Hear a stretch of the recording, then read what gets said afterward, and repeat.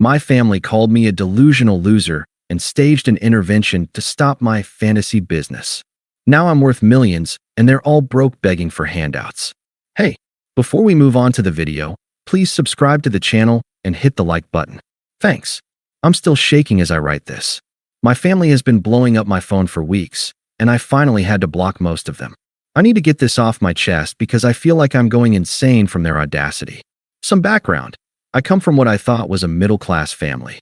My parents own a small accounting firm, nothing fancy but stable. I have two siblings, my older brother Marcus, who's a lawyer, and my younger sister Emma, who works in marketing. Growing up, I was always the weird one because I was interested in technology and spent most of my time on computers instead of sports or social activities. The problem started when I was 22 and fresh out of college with a computer science degree. While my siblings were getting traditional jobs and moving up conventional career ladders, I had this idea for a software application that could streamline inventory management for small businesses. I was passionate about it and believed it could really help people. When I first told my family about my plan to start this business, the reaction was devastating. My dad literally laughed out loud and said, "Another get-rich-quick scheme? When are you going to grow up and get a real job?" My mom chimed in with, "Honey, you're not Steve Jobs. Maybe you should apply to some nice stable companies instead of living in a fantasy." But Marcus was the worst. He said, "You realize 90% of startups fail, right?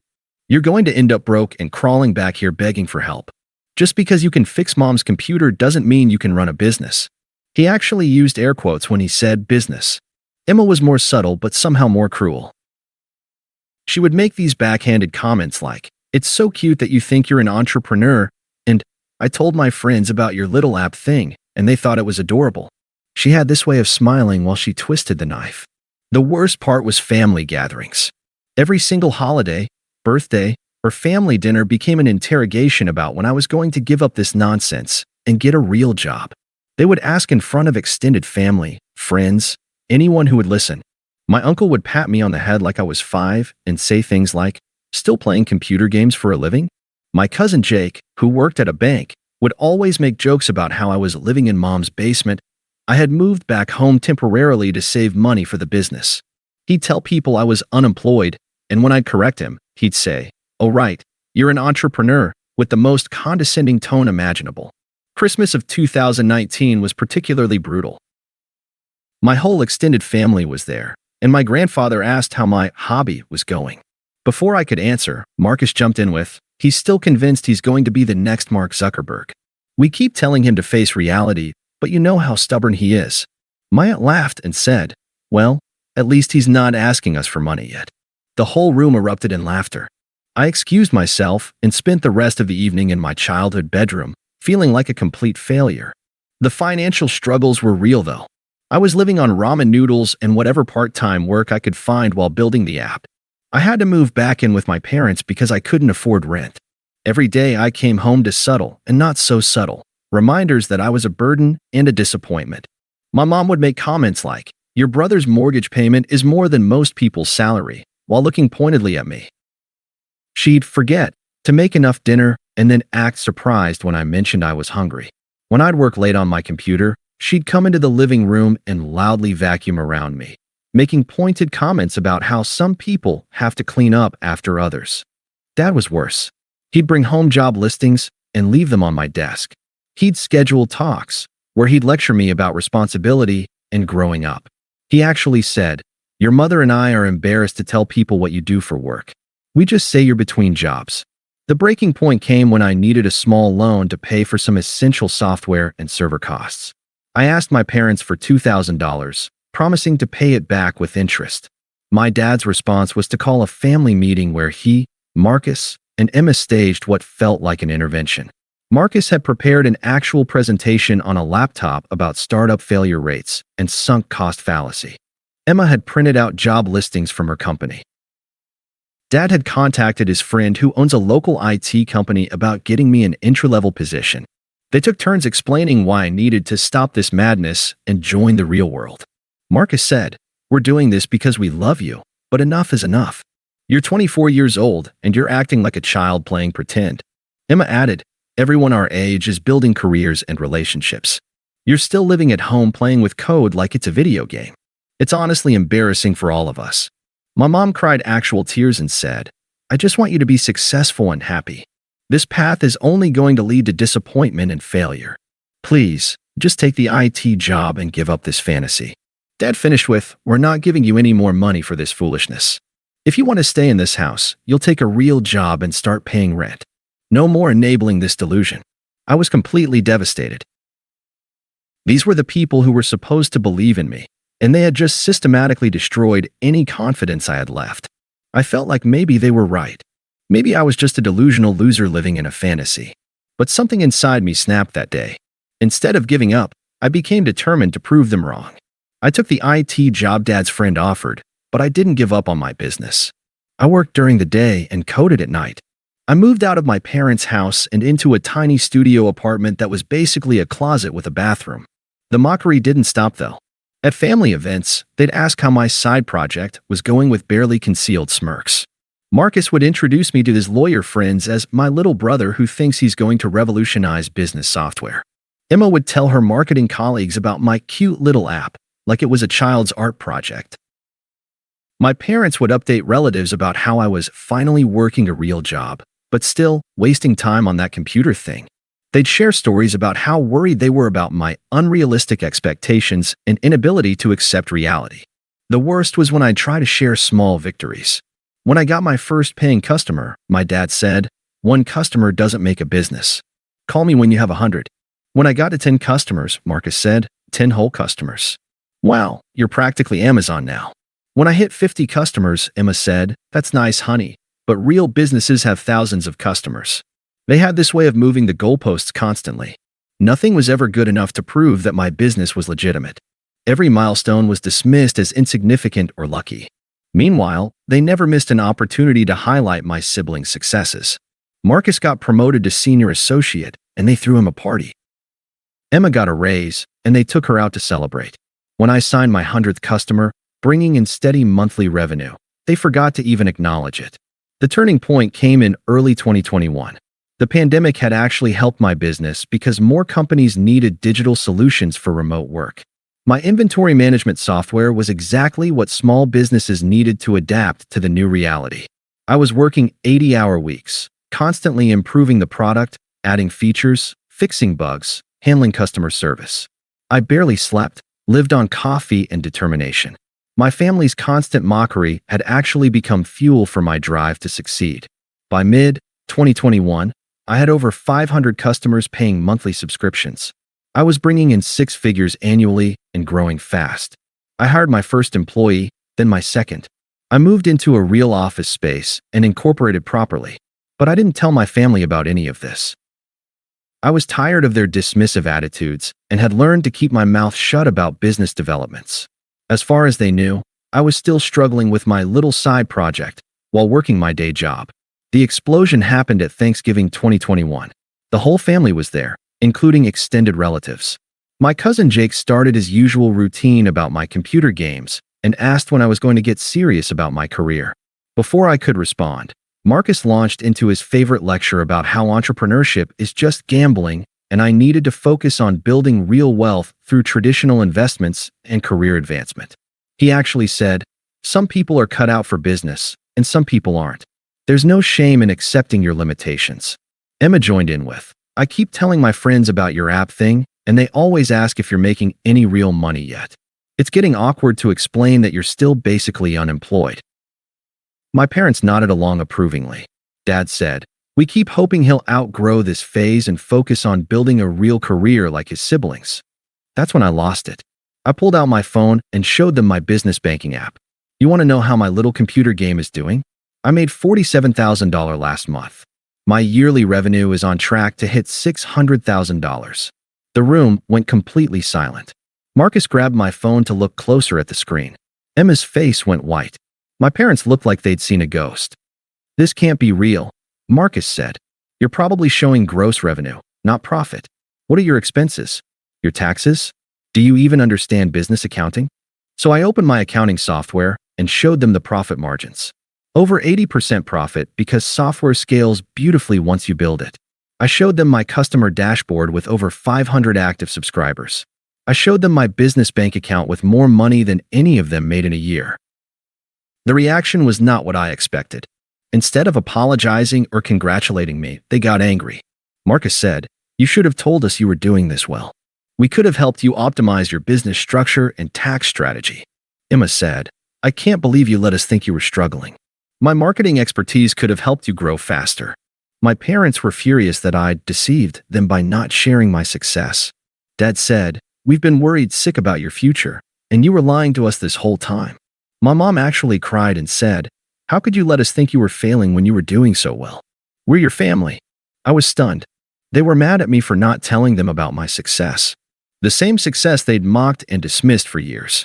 There was no acknowledgement of how wrong they'd been, no apology for the years of condescension and mockery. But wait, it gets worse. Within a week of that Thanksgiving dinner, my phone started ringing constantly. Suddenly, everyone wanted to talk to me about my business. Marcus called with investment opportunities that would help me scale properly. Emma had marketing strategies that were exactly what I needed to reach the next level. My parents wanted to have lunch to discuss how they could support my success. Dad mentioned that his accounting firm could handle my business finances to keep it in the family.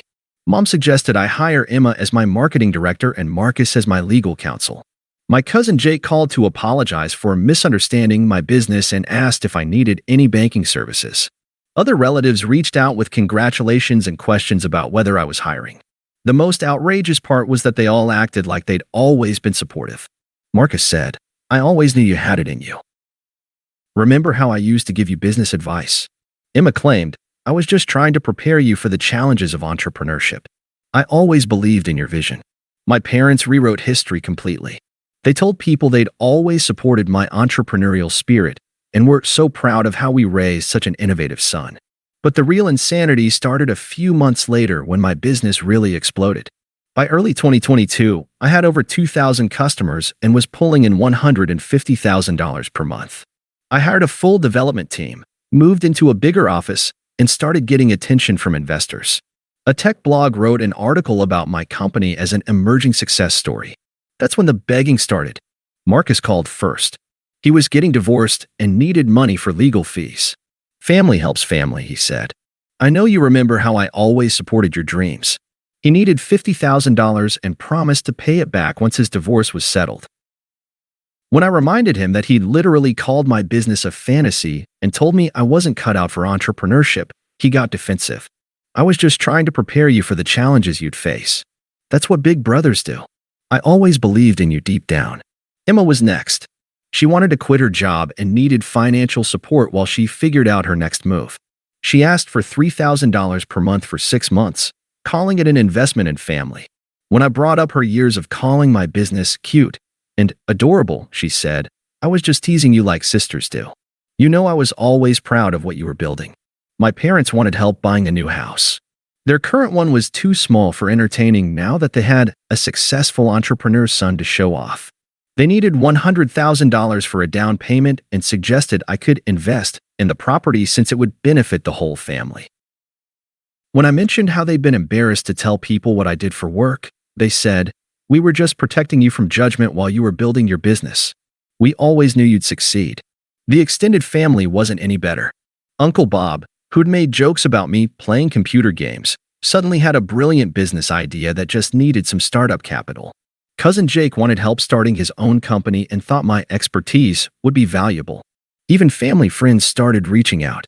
People who'd rolled their eyes when my parents complained about my unrealistic dreams were now asking for introductions and business advice. The most infuriating part was how they all acted like they deserved my help because they were family. Like the years of mockery, condescension, and actively trying to sabotage my confidence didn't matter because we shared DNA. Marcus actually said, "Blood is thicker than water. You wouldn't be where you are today without the foundation our family gave you." This is the same person who told me I'd end up broke and crawling back begging for help. Emma claimed, "Family is supposed to lift each other up. Now that you're successful, it's your turn to help the rest of us." She'd forgotten about the years she'd torn me down at every opportunity. My parents guilted me with, "We sacrificed so much to raise you and support your education. This is your chance to give back to the family that made your success possible." They conveniently forgot about kicking me out for refusing to give up my delusion. But the absolute worst was when they started bad-mouthing me to other relatives for being selfish and forgetting where I came from. They painted me as this ungrateful son who'd become arrogant with success and abandoned his family. Marcus told people, success has gone to his head. He's forgotten all the support we gave him over the years. Emma said, money has changed him. He's not the same person we used to know. My parents spread stories about how disappointed they were in the person I'd become. They were rewriting history to make themselves the victims. Suddenly, they'd always been my biggest supporters, and I was the ungrateful one who'd turned his back on family. The breaking point came at Christmas 2022. The whole extended family was there, and I could feel the tension the moment I walked in. Everyone was being fake nice to my face, but I could tell they'd all been talking about me before I arrived. During dinner, my grandfather, who'd previously called my business a hobby, made a speech about family values and supporting each other. He looked directly at me and said, some people forget where they came from when they get a little success. But family is forever, and we take care of our own. Marcus raised his glass and said, to family loyalty and remembering who was there for us from the beginning. Everyone toasted except me. Emma added, and to not letting money change who we are as people. Another pointed look in my direction. My dad finished with, we raised our children to be generous and grateful. Some lessons take longer to learn than others. I realized they'd orchestrated this whole thing to pressure me publicly into giving them money. They were using family guilt and social pressure to try to manipulate me into funding their various schemes and requests. That's when I stood up and said, you want to talk about remembering who was there from the beginning? Let's talk about that.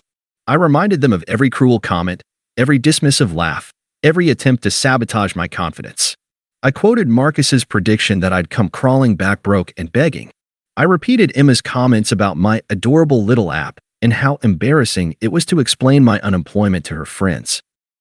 I told them about the family meeting where they'd staged an intervention to stop my madness. I reminded my parents of how they'd been embarrassed to tell people what I did for work and had kicked me out for refusing to take the IT job. You want to know who was there for me from the beginning? I said, nobody in this room. You all spent years trying to destroy my confidence and force me to give up. The only reason you care about my success now is because you want money. The room was dead silent. My grandmother looked uncomfortable. Several relatives were staring at their plates. Marcus tried to interrupt. That's not how it happened. We were just trying to help you be realistic about your goals. Realistic? I laughed. You told me I wasn't cut out for business. You said I'd end up broke and begging for help. You called my company a fantasy and a delusion. You were so embarrassed by my unemployment that you staged an intervention to force me to quit. Emma tried next. We were just worried about you. We didn't want you to get hurt by unrealistic expectations. Worried about me? You told your friends my business was cute and adorable. You introduced me as your unemployed brother who thought he was an entrepreneur. You moved the goalposts every time I hit a milestone, dismissing every success as insignificant. My parents looked mortified as the extended family realized how they'd actually treated me. Uncle Bob, who'd made his share of jokes, was looking very uncomfortable. The truth is, I continued, none of you believed in me. You actively tried to sabotage my dreams because they didn't fit your narrow definition of success. You mocked me, belittled me, and tried to force me into giving up the thing I was most passionate about. I pulled out my phone and showed them recent screenshots of my business metrics. This month I made more money than most of you make in a year. I have 50 employees and we're expanding internationally. I'm launching a second product line and considering acquisition offers from major tech companies. The numbers were staggering. Even I was amazed at how far the business had come. But none of you get to claim credit for this success, I said. You didn't support me, encourage me, or believe in me. In fact, you did everything possible to stop me. The only reason I succeeded is because I refused to listen to your negativity and gave up on seeking your approval. My grandfather tried to salvage the situation. Family is family, regardless of past misunderstandings. We should focus on moving forward together. Misunderstandings. I was incredulous. These weren't misunderstandings. These were years of systematic mockery and emotional abuse designed to force me to conform to your expectations. And now that I've succeeded despite your opposition, you want to pretend it never happened so you can benefit from my success. That's when Marcus lost his temper. You're being dramatic and ungrateful. We're your family. Everything we did was because we loved you and wanted what was best for you. What was best for me? Or what was most comfortable for you? I shot back. You couldn't handle having a family member who chose a different path. My success made you uncomfortable because it challenged your assumptions about how life should work. Emma joined in. Fine, maybe we made some mistakes. But that's in the past. We're trying to support you now. Support me now? You're not trying to support me. You're trying to use me. Marcus wants $50,000 for his divorce. Emma wants me to fund her career break. Mom and Dad want $100,000 for a house so they can show off their successful entrepreneur son. You don't want to support me, you want me to support you. The whole family erupted in arguments. Some relatives tried to defend my parents and siblings, saying family should forgive and forget. Others seemed shocked by the revelations about how I'd been treated. My cousin Jake actually had the audacity to say, even if they made mistakes, you're family. You should help them out now that you can afford it. That's when I completely lost it. Help them out? Where were they when I needed help? When I asked for a $2,000 loan for essential business expenses, they refused and staged an intervention to force me to quit. But now that I'm successful, I'm supposed to hand out tens of thousands of dollars like it's nothing. I looked around the room at all these people who dismissed, mocked, and belittled me for years. You want to know the real truth?